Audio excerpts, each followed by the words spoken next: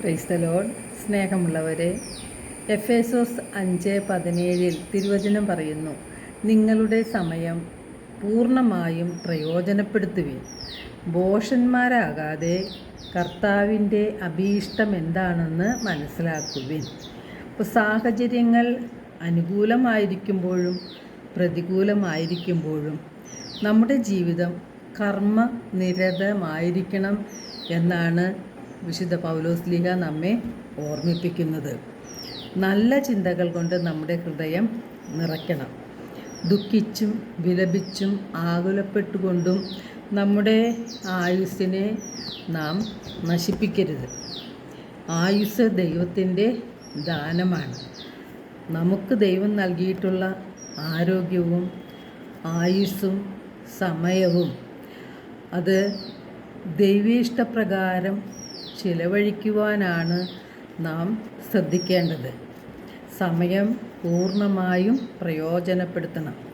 അലസരായി കഴിയുന്ന ഭോഷന്മാരാകാതെ ദൈവത്തിൻ്റെ ഇഷ്ടം എന്താണെന്ന് മനസ്സിലാക്കി അതനുസരിച്ച് പ്രവർത്തിക്കുന്നവരായി നാം മാറുകയാണ് വേണ്ടത്.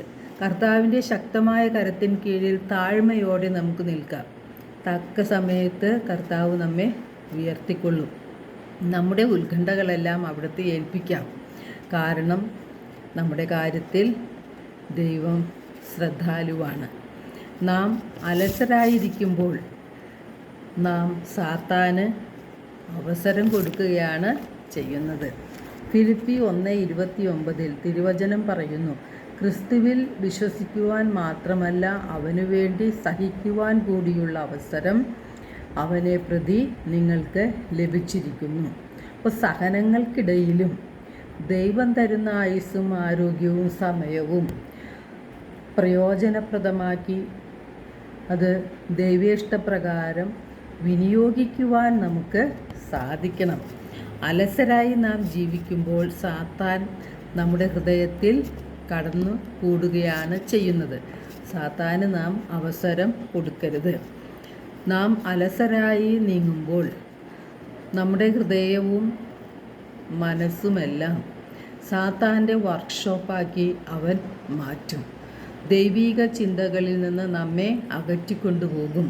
അത് നമ്മുടെ ആത്മനാശത്തിന് കാരണമാകുകയും ചെയ്യും. കാരണം സാത്താൻ എപ്പോഴും ദുഷിച്ച ചിന്തകളും തിന്മ നിറഞ്ഞ ആശയങ്ങളും നമ്മുടെ ഹൃദയത്തിൽ വിതച്ചുകൊണ്ടിരിക്കും. അതിനാൽ നാം വിവേകമുള്ള മനുഷ്യരായി മാറണം. ദൈവഹിതപ്രകാരം ദൈവവചനങ്ങൾ അനുസരിച്ചുകൊണ്ട് നമ്മുടെ ജീവിതത്തെ മുന്നോട്ട് കൊണ്ടുപോകണം. നമുക്കുണ്ടാകുന്ന എല്ലാ പ്രയാസങ്ങളും നന്മയാക്കി മാറ്റാനായിട്ട് ദൈവത്തിന് സാധിക്കും.